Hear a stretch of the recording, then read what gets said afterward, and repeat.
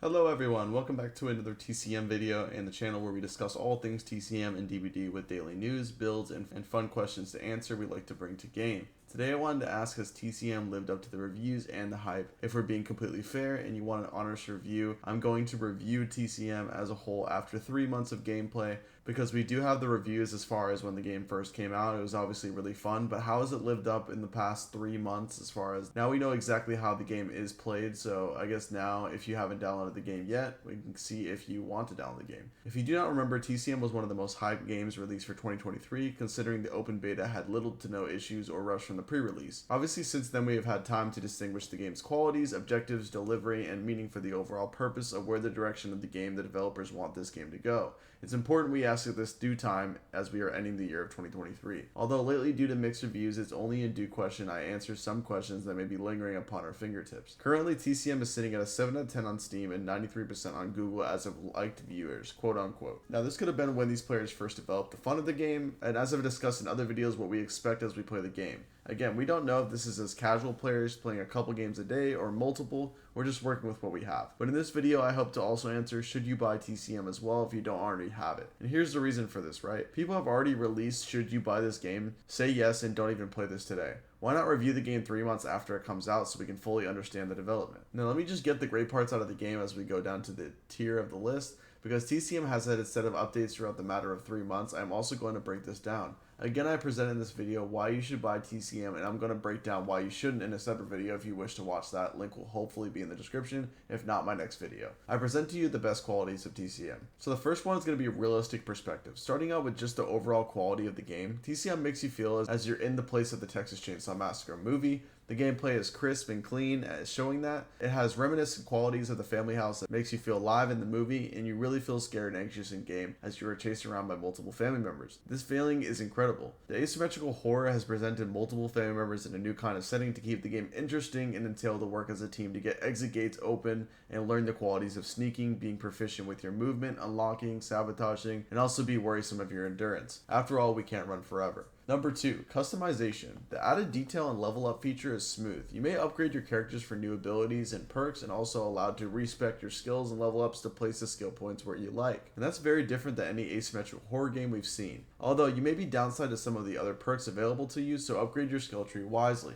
Attribute points play another part in this role. Every character in TCM have different attribute characteristics that make them extremely unique in their own sense. If you like a specific character, you may level up endurancy or proficiency or savagery for the family, for instance, to give those added boost points you may need in game. It overall increases your efficiency in whichever way you may like your in-game qualities to have. Find your strengths of each and stick to them. A very unique killer in the game has to be the main character, Leatherface, having the chainsaw ability to control the game in a sense. Catch survivors in the open, for instance, allow the ability to hit them with chain attacks or even a rep chainsaw hit upon holding the main weapon attack. You may also use him to cut down barbed wire vaults and even close crawl spaces for convenience. Nowadays, Leatherface is extremely hard to find in lobbies, often one of the last players picked. You won't have a hard time getting him to play in most lobbies, but it is very fun to play in any given sense. Custom abilities. Whether it's Cook with the hearing ability to track down survivors, Hitchhiker's special traps, Sissy's poison, Julie's extended stamina duration, Leland's tackle, and so forth, everyone has their own base ability that can be used with the exception of a cooldown. And this is the first asymmetrical game where I can say that everyone's ability is amazing and game-changing in their own sense, if used correctly of course. Most newer players do not know how to use abilities correctly, which is also completely okay. Only learning through experience of how good these are in game, the abilities make you a better player overall. RNG with map rotation. Now if you don't know what RNG is, it's actually very common in asymmetrical horror games.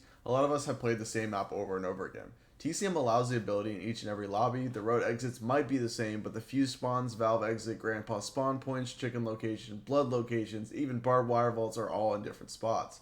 And that's what makes it fair for everyone, not knowing what to expect in each and every lobby.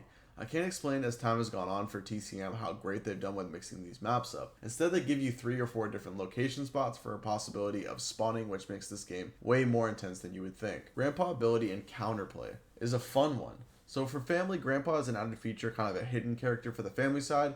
really making it a 4v4 to be honest. Once the family either makes too much noise in the basement or opens their first basement exit, Grandpa will awaken, and once he awakens, he will create a sonar ability for the family to see the victims placed anywhere around the map. Family can also feed blood to Grandpa by walking up to him and pressing the action button, and you can either collect blood from hitting victims or at blood stations placed around the map. Now for victim, you may also stab the Grandpa if you collect the bone scrap from the basement, which does temporarily affect his sonar ability, and there are perks that can affect his ability as well. What I also find kind of unique is the ability to latch doors behind you. I cannot think of anything as unique with what TCM is currently doing. This forces family members to barge or destroy these walls entirely to get through each doors. For victims, it may slow down the family for a generous amount of time, but for family, this is actually a unique strategy to avoid door stuns and slow downs from closed doors.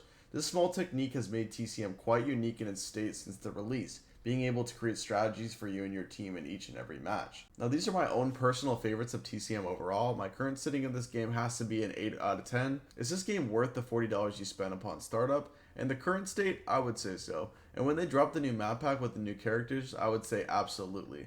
So what's my review after 3 months of this game being out? The same as it's been. It has a lot of potential, and if the developers want to work extremely hard, they're going to blow the water out of a lot of asymmetrical horror games that's title is not Dead by Daylight. But let's see if TCM has a big 2024. I'm excited to see what they do. Hopefully I have a lot more to talk about with big news, and as soon as I do, you guys will be the first to know. I hope you enjoy. Please leave a like if you did, and I'll see you in the next one. Peace out.